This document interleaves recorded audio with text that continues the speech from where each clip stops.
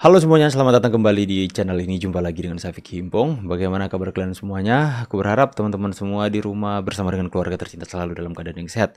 Akhirnya Hasto Kristianto itu kalah dalam pra-peradilan dan status Hasto hari ini tetap menjadi tersangka.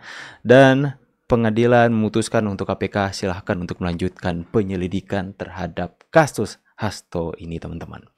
Ini memberikan harapan kepada masyarakat Indonesia bahwa tidak ada satupun di Indonesia sekarang yang kebal hukum.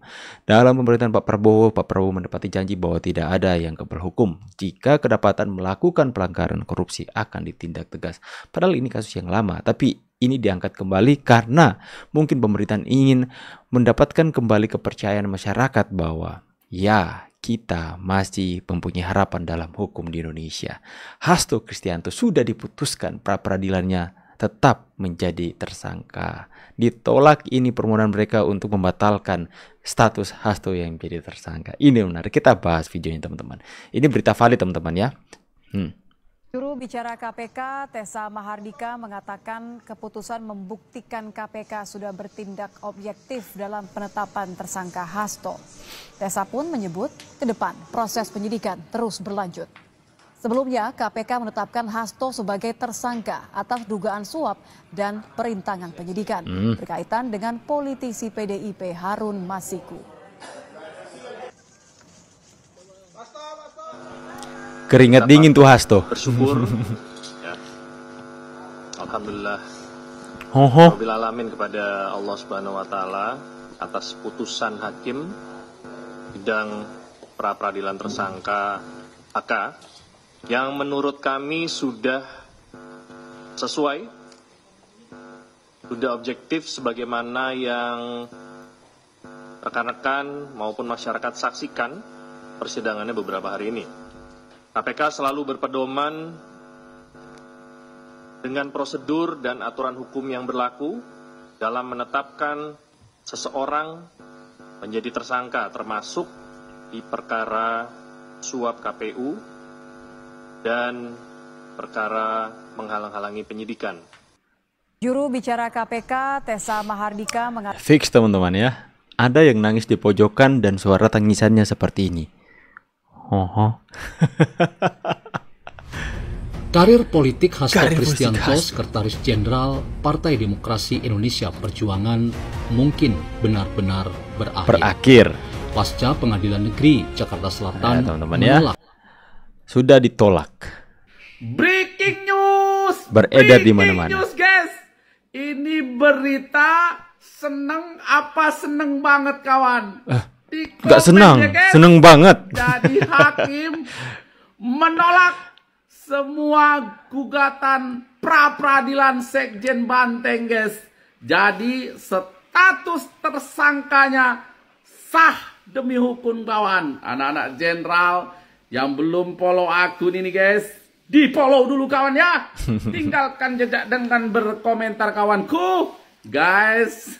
Ini zaman Pak Prabowo ya. Pengadilan Indonesia zaman Pak Prabowo mantap. Kau ya, jangan coba-coba lari ya. Jangan coba-coba, katanya mau menunjukkan bukti-bukti video. Itu mana itu? Mana? Hadapi saja status tersangkamu dengan kesatria. Hadapi dengan kesatria. Jadi guys, tunggu berita selanjutnya kawan ya. Menyala kita. Menyala Pak Jenderalku. Sebelum lanjut, anak-anak. Oke teman-teman ya. Jadi ini menarik sekali teman-teman. Saya tuh menantikan satu hal ya. Apa yang dinantikan? Koni. Drama apa lagi akan dimainkan oleh Koni dan Hasto ini? Apa yang akan mereka mainkan? Ya. Coba, soalnya kan mereka berharap bakalan menang tuh di pra-peradilan teman-teman. Tapi kita saksikan apakah Koni akan kembali bersuara, bakalan suruh. Kita nantikan saja teman-teman ya, babak baru dari drama sinetron ini.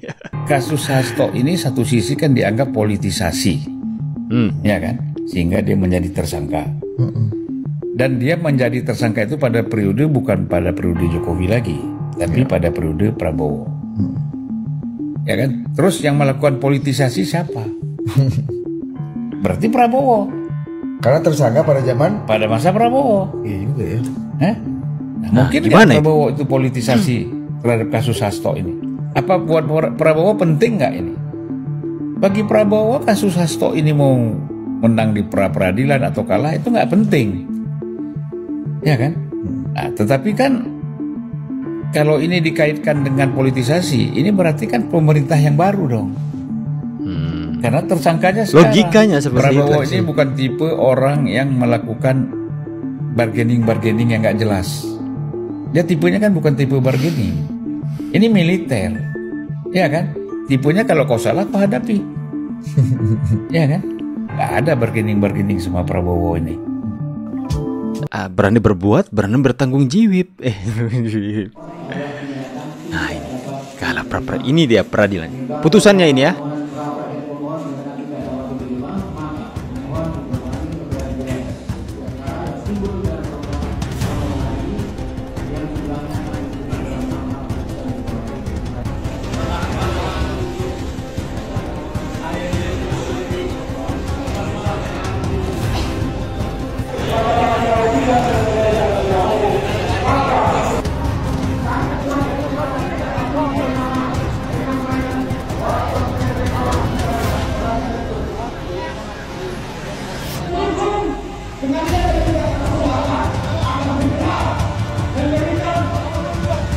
Kita yakinkan dan kemudian kita buktikan bahwa Hasto Kristianto ini. Oke teman-teman ya, ini lebih seru lagi. Jadi ini kan saya berharap ini yang saya nantikan teman-teman ya. Hasto segera pakai baju orange ya. KPK ayo dong, sudah menang. Mereka kemarin mungkin ada pembicaraan dengan KPK bahwa kami jangan dulu ditahan, soalnya kami akan melakukan pra-peradilan. Kalau kalian tahan, berarti kalian akan menunjukkan image yang buruk di depan publik. Kita pra-peradilan dulu, siapa tahu kami akan menang. Dan kami akan bawa 1000 pengacara untuk memenangkan pra-peradilan. Sehingga kasus saya yang adalah tersangka akan dibatalkan oleh MK. Dan seperti itu ya. Oke, silakan. Akhirnya kan sekarang kalah. Dan sekarang giliran KPK kemohon tangkap. Tangkap, segera penjarakan. Alhamdulillah tetap tersangka. Sesak napas toh, bukti keadilan ada. Bukti keadilan ada. Para kiai menangis. Ibu Megawati menangis. Kami tidak menyangka. Semoga diberikan. Aduh, bisa nggak ya gue tampilin komentar netizen ini ya. Pemain sinetron terpopuler. Mana videomu toh? Katanya punya bukti video. Rusia mana Rusia? Rusia mana Rusia? Koni mana Koni? Ya itu baru. HP Hasto ternyata sengaja dicelupkan ke air. Banyak yang ya jelas nangis. Hasto berjuang cuma demi kemajuan partai. Pak Jokowi rela dicaci demi kemajuan bangsa. Rasain lu. Hasto menangis. Koni terong menangis. Aduh, lucu-lucu sih komentar netizen teman-teman. Ungkapan rasa kebahagiaan mereka.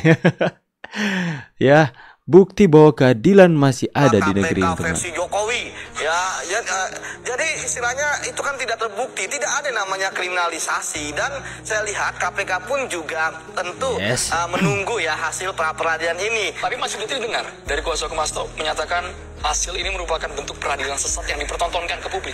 Ya tidak jadi masalah Mas, ya kan, namanya juga kalah, orang ngomong apa aja kan. Kemarin bicara akan menerima apapun hasilnya, ternyata ketika hasilnya seperti ini malah teriak-teriak seperti itu. Bagi saya sudahlah, hormati sajalah putusan pengadilan. Dan ini tentu saya sampaikan ya, saya juga mendesak pada KPK, Anda ini sudah mendapatkan satu lagi penguat ya dalam memprosesnya. Oke, saya bergabung bersama kita Mas Yudi, ada kuasa hukum dari Sekjen PD Perjuangan Hasto Kristianto, Pak Magdir Ismail. Kalau versinya ex penyidik KPK, harusnya dari kuasa hukum Hasto hormati keputusan PN Jakarta Selatan. Pak Magdir. Begini, kalau andai kata putusan ini bicara tentang substansi pra-peradilan, kami akan hormati itu, gitu loh. Tetapi yang terjadi sekarang ini adalah ini lebih banyak bicara tentang teknis administrasi. Ya, sayang, mestinya Yudi itu tadi datang ke bukan PDP namanya kalau kalah itu gak berisik teman-teman. Kemarin Ini kan anomali. Kalian percaya nilai saya segitu? Enggak, itu orang-orangnya sombongnya minta ampun teman-teman ya. Enggak legowo, enggak rendah hati. Ya tinggi hati. Kalau kalah enggak pernah mau terima kekalahan. Orang sombong kayak gini ya. Kesini mendengar apa bunyi putusan, ya. Terima aja loh. Dia nggak mendengar apa bunyi putusan, makanya dia ngoceh seperti itu tadi. Saya dengar Pak.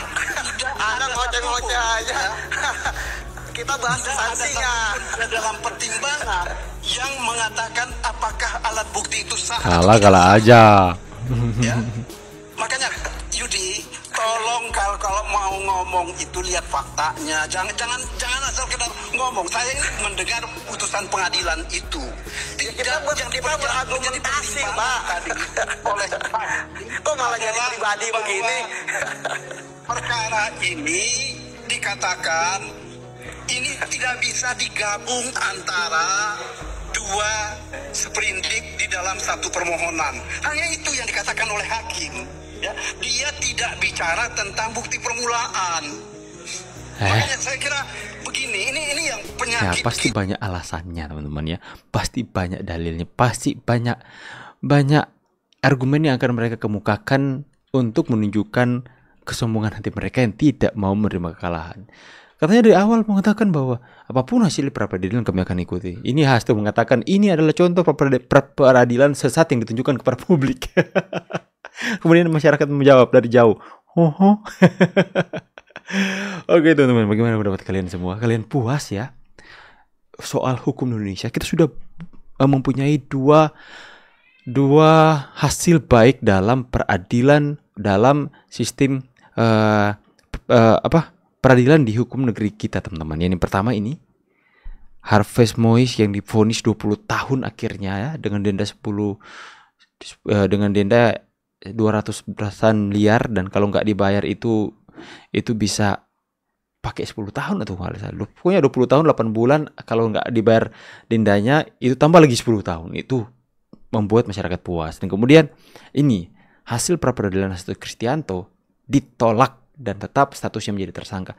Ini memberikan harapan kepada hukum Indonesia, menarik kembali rasa percaya masyarakat Indonesia tentang hukum Indonesia yang selama ini mungkin kita lihat bahwa banyak sekali mereka yang mempermainkan hukum, ya, yang benar jadi salah, salah jadi benar. Tapi kita melihat ada secercah harapan di sana. Tulis pendapat kalian di kolom komentar. Saya pamit dulu, see you on the next video and God bless. Bye guys.